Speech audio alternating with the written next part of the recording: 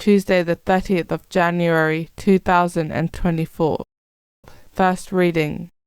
Reading from the second book of Samuel. Absalom happened to run into some of David's followers. Absalom was riding a mule, and the mule passed under the thick branches of a great oak. Absalom's head caught fast in the oak, and he was left hanging between heaven and earth, while the mule he was riding went on. Someone saw this and told Joab. "I have just seen Absalom," he said, "hanging from an oak." Joab took 3 lances in his hand and thrust them into Absalom's heart while he was still alive there in the oak tree. David was sitting between the 2 gates. The lookout had gone up to the roof of the gate on the ramparts. He looked up and saw a man running all by himself. The watch called out to the king and told him. The king said, "If he is by himself, he has good news to tell." The king told the man, "Move aside and stand there." He moved aside and stood waiting. Then the Cushite arrived. "Good news for my lord the king," cried the Cushite. "The Lord has vindicated your cause today by ridding you of all who rebelled against you. Is all well with young Absalom?" The king asked the Cushite. "May the enemies of my lord the king," the Cushite answered, "and all who rebelled against you to your hurt, share the lot of that young man." The king shuddered. He went up to the room over the gate and burst into tears, and weeping said, "My son Absalom, my son Absalom, would I had died in your place. Absalom, my son, my son." Word was brought to Joab. The king is now weeping and mourning for Absalom. And the day's victory was turned to mourning for all the troops, because they learned that the king was grieving for his son. And the troops returned stealthily that day to the town, as troops creep back ashamed when routed in battle. Responsorial Psalm. Turn your ear, Lord, and give answer. Turn your ear, O Lord, and give answer, for I am poor and needy. Preserve my life, for I am faithful. Save the servant who trusts in you.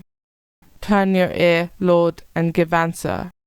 You are my God, have mercy on me, Lord, for I cry to you all the day long. Give joy to your servant, O Lord, for to you I lift up my soul.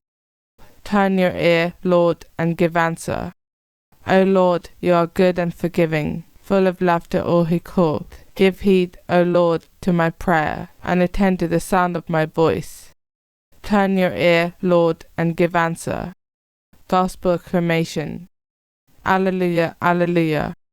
I am the way, the truth, and the life, says the Lord. No one can come to the Father except through me. Alleluia. Gospel. Reading from the book of Mark. When Jesus had crossed in the boat to the other side, a large crowd gathered round him, and he stayed by the lakeside.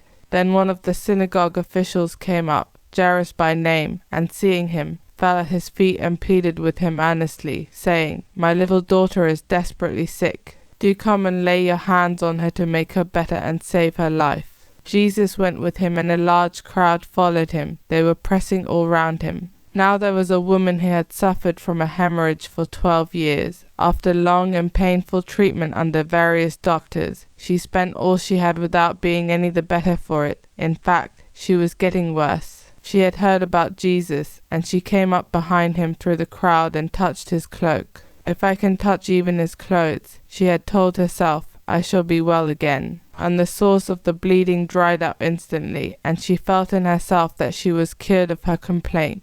Immediately aware that power had gone out from him, Jesus turned round in the crowd and said, "Who touched my clothes?" His disciples said to him, "You see how the crowd is pressing round you, and yet you say, 'Who touched me?'" But he continued to look all round to see who had done it. Then the woman came forward, frightened and trembling because she knew what had happened to her, and she fell at his feet and told him the whole truth. "My daughter," he said, "your faith has restored you to health. Go in peace and be free from your complaint."